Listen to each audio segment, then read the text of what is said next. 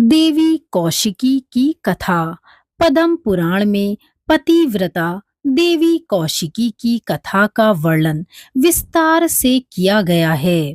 देवी कौशिकी एक ऐसी नारी थीं जिनके प्रताप के आगे देवताओं को भी झुकना पड़ा। उनके श्राप से सूर्य की गति रुक गई। जिस सूर्य के आगे किसी भी देवी देवता का तेज फीका पड़ जाए, उस सूर्य का तेज एक स्त्री के सामने मंद पड़ गया। उन्होंने कौढ़ से ग्रसित अपने पति की सेवा में पूरा जीवन व्यतीत कर दिया और सदैव उनकी आज्ञा का पालन किया। लेकिन जब देवी कौशिकी के पति को मांडव ऋषि का श्राप लगा, तो उन्होंने यमराज को भी धर्म संकट में डाल दिया और सूर्य देवता को उदय होने से रोक दिया। तो आइए जानते हैं देवी कौशिकी की इस कथा के बारे में।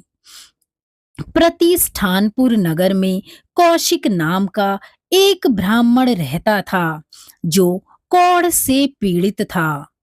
कौशिक के सभी रिश्तेदार उसे छोड़कर चले गए, लेकिन उनकी पत्नी कौशिकी जीवन भर उनकी सेवा में लगी रहीं। एक रात कौशिकी अपने पति को कंधे पर उठाकर कहीं जा रही थीं। रास्ते में मांडव ऋषि अपने शूल पर बैठकर तपस्या कर रहे थे।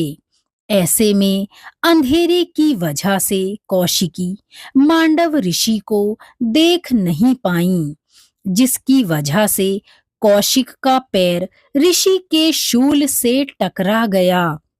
कौशिकी ने ऋषि से हाथ जोड़कर क्षमा मांगी और कहा, ऋषि देव, हमसे भूल हो गई, कृपया हमें माफ करें। लेकिन तपस्या भंग होने की वजह से ऋषि मांडव को क्रोध आया और उन्होंने कौशिकी को श्राप दिया कि सूर्य उदय होते ही वह विधवा हो जाएंगी। ऋषि के श्राप के बाद अपने पति को लेकर जैसे तैसे घर पहुंची। सूर्य उदय होने में कुछ ही समय बाकी था। ऐसे में कौशिकी राजा के दरबार पहुंची, लेकिन राजा उस वक्त आराम कर रहे थे। ऐसे में राजा के पहरेदार ने उन्हें अगले दिन आने को कहा, जिसके बाद कौशिकी राजगुरु के पास गईं। जब कौशिकी ने राजगुरु को सारी बात बताई, तब उन्होंने कहा कि इस संसार में ऐसा कोई भी नहीं है जो मांडव ऋषि के श्राप को निष्फल कर सके। उन्होंने कहा, उनका श्राप अटल है। उन्होंने जो बोला है वह होकर रहेगा। उधर यमराज भी इस धर्म संकट में फंस गए थे, क्योंकि विधि के अनुसार कौशिक के प्राण लेने का समय अभी नहीं हुआ था। लेकिन अगर वे प्राण ना लेते तो मांडव ऋषि का श्राप विफल हो जाता।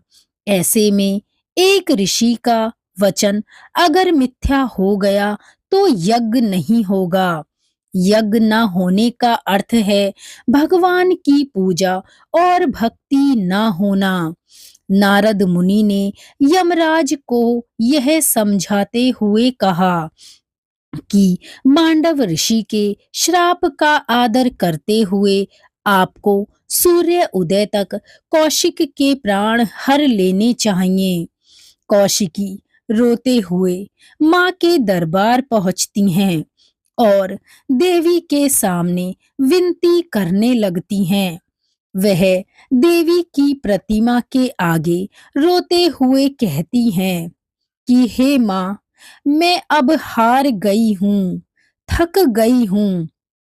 लोगों के सामने विनती करके मुझ निर्दोष को श्राप मिला है। तभी आकाशवाणी होती है कि जो अपनी रक्षा खुद नहीं करते, उनकी रक्षा कोई नहीं करता। तुम इतनी कमजोर नहीं हो सकती, क्योंकि तुम सती हो, कोई अबला नहीं। तुम नारी शक्ति हो। ब्रह्मा जी द्वारा दिए गए इस जीवन का तुमने सदुपयोग किया है, इसीलिए तुम अब एक शक्ति बन गई हो। जो तुम चाहो वो हो सकता है। तभी कौशिकी कहती हैं, क्या मेरे कहने पर सूर्य उदय भी नहीं होगा?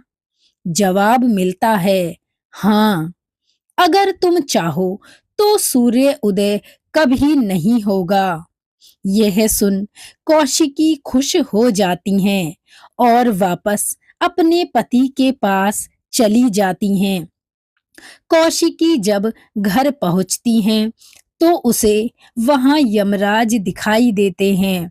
वह सूर्य उदय होने का इंतजार कर रहे थे ताकि ऋषि मांडव के श्राप को पूरा कर सकें। ऐसे में कौशिकी ने कमंडल से जल लेकर आठों दिशाओं और सभी भगवान और प्रकृति को साक्षी मानकर कहती हैं, यदि वो सती हैं और उसमें थोड़ी भी सतीत्वता है तो सूर्य उदय कभी ना हो। कौशिकी के इतना कहते ही चारों ओर अंधेरा छा गया। आसमान में बिजलियां चमकने लगीं। हर तरफ हाहाकार मच गया। धरती हिलने लगी।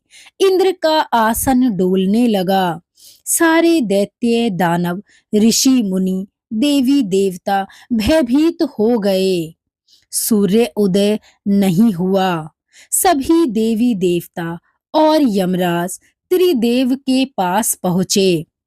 यमराज ने कहा, प्रभु, सूर्य उदय न होने की वजह से उनका सारा लेखा जोखा बिगड़ गया। समय का ज्ञान न होने की वजह से तीनों लोकों का काम रुक गया है।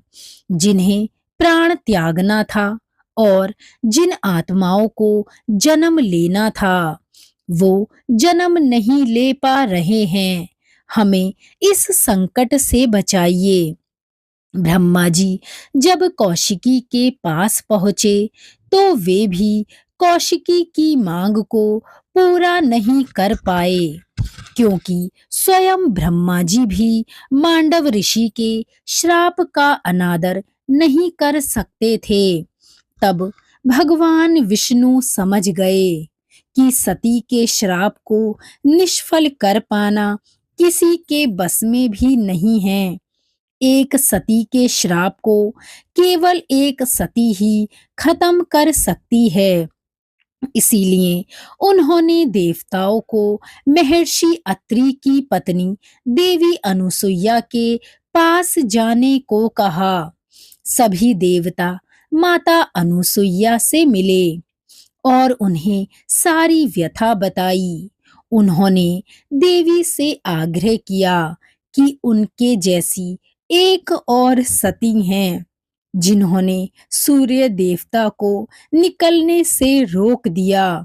इस संसार में केवल आप ही उन्हें अपना श्राप वापस लेने के लिए मना सकती हैं। यही एक रास्ता है जिससे इस संसार को बचाया जा सकता है। देवी अनुसुईया कौशिकी के पास पहुंची और उनसे श्राप वापस लेने को कहा। साथ ही उन्होंने कहा कि वे कौशिक के मृत्यु के बाद भी यमराज से उसे वापस ले आएंगी, पल भर में उसे जीवित कर देंगी। तुम सूर्य उदय होने दो। कौशिकी बात मानकर श्राप वापस ले लेती हैं, जिसके बाद सूर्य उदय हो जाता है। सूर्य उदय होते ही जब यमराज पुनः प्राण लेने के लिए आए तो देवी अनुसुईया ने उन्हें रोका और कहा कि आज के दिन कौशिक का प्राण हरण नहीं हो सकता, क्योंकि उसकी मृत्यु का समय अभी नहीं है। तब यमराज ने कहा कि देवी, ऋषि के श्राप की वजह से कौशिक का प्राण हरण करना होगा, अन्यथा ऋषि का श्राप मिथ्या हो जाएगा। ऐसे में देवी अनुसुईया ने यमराज से कहा कि वे अपने सतीत्व और बल से उन्हें मांडव ऋषि के श्राप बंधन से मुक्त कर रही हैं, जिससे अंततः कौशिक का प्राण बच गए और उन्होंने कौशिकी को दिया हुआ अपना वचन पूरा किया।